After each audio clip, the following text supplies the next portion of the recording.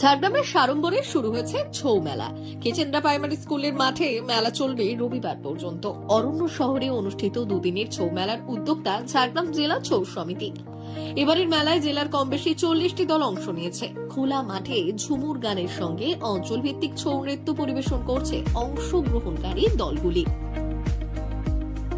আমরা দেখেছি যে ছৌটাকে শুধু বলা হয় পুরুলিয়া কেন্দ্রিক, কিন্তু আমরা দেখেছি যে আমাদের ঝাড়গ্রাম জেলায়ও 40টির বেশি প্রায় 60-70খানা ছৌ দল রয়েছে এবং বর্তমানে আমাদের ছৌ সমিতির সঙ্গে যুক্ত হয়েছে 40টি দল।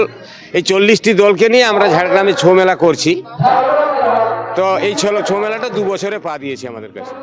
এই ছৌ মেলার জন্য যে মেলাটা করছি, এখানে সরকারি সাহায্য আমরা কিছু পাইনি। সরকারের কাছে বিভিন্নভাবে আমরা দরবার করেছি। আমরা বিভিন্ন ব্যক্তির কাছে বা বিভিন্ন প্রতিষ্ঠানের কাছ থেকে কিছু চাঁদা কালেকশন করে আমরা এই মেলাটা করছি। আমরা আগামী দিনে চাইবো যে এই ছৌ মেলাটা সরকারিভাবে যাতে হতে পারে, যাতে ঝাড়গ্রামের ছৌকে আরো উন্নততর জায়গায় নিয়ে যাওয়া যায়। ছৌ শিল্পী এখানে যারা ছৌ নাচ করছেন বেশিরভাগ দুস্থ শিল্পী এবং গরিব মানুষ, হতদরিদ্র মানুষ, যারা দিন থেকে 200 জন ভাতা পায়, বাকি প্রায় 1200 জন শিল্পী ভাতা পায় না।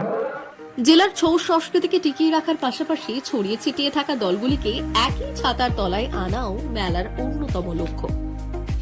আমাদের এরকম মেলার করার উদ্দেশ্য হচ্ছে আমাদের এই ছৌ মানে অনেক কষ্টের ছৌ নাচ, মানে ছৌ শিল্পীরা সারাদিন পরিশ্রম করে এখানে মূলত দিনমজুর বা খেটে খাওয়া মানুষরাই বেশিরভাগ যুক্ত থাকে। তারা আনন্দের জন্য নিজেদের সংস্কৃতিকে ধরে রাখার জন্য এই ছৌ নাচটা করে আসছে। তো আমাদের হচ্ছে যে বহু শিল্পী আছে যারা কাজের জন্য বা পেটের তাগিদের জন্য বলতে পারেন যে এই সংস্কৃতিকে বাঁচানোর একটা খুব চেষ্টায় আছে, কিন্তু অনেক সময় অসুবিধার সম্মুখীন হচ্ছে বা অতটা উৎসাহী হতে পারছেন না। তো আমরা তাদেরকে একটু সাপোর্ট করছি বা আমরা তাদেরকে সহযোগিতা করছি, আমরা তাদেরকে উৎসাহ করার চেষ্টা করছি যাতে এই ছৌটা বা এই সংস্কৃতিটা আমাদের মধ্যে, আমাদের জঙ্গলমহলের মধ্যে, আমাদের পশ্চিমবাংলার মধ্যে, সারা ভারতবর্ষ বিশ্বের মধ্যে ছড়িয়ে পড়ে এবং এই সংস্কৃতিটা যাতে বেঁচে থাকে।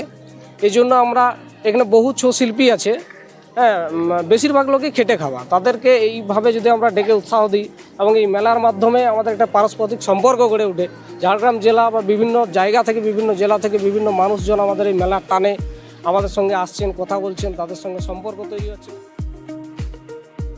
সাধারণত রামায়ণ বা মহাভারত কিংবা পৌরাণিক কাহিনীর কিছু অংশই ছৌ নৃত্যের মাধ্যমে তুলে ধরা হয়। ইউনেস্কো স্বীকৃতিপ্রাপ্ত ছৌ নাচে এই রাজ্যে পুরুলিয়া জেলারই রমরমা। তবে জঙ্গলমহলের ঝাড়গ্রাম জেলাও যে কোনো অংশে কম নয়, তার প্রমাণ ছৌ মেলার ক্রমবর্ধমান জনপ্রিয়তা। ব্যুরো রিপোর্ট, আজকের ঝাড়গ্রাম।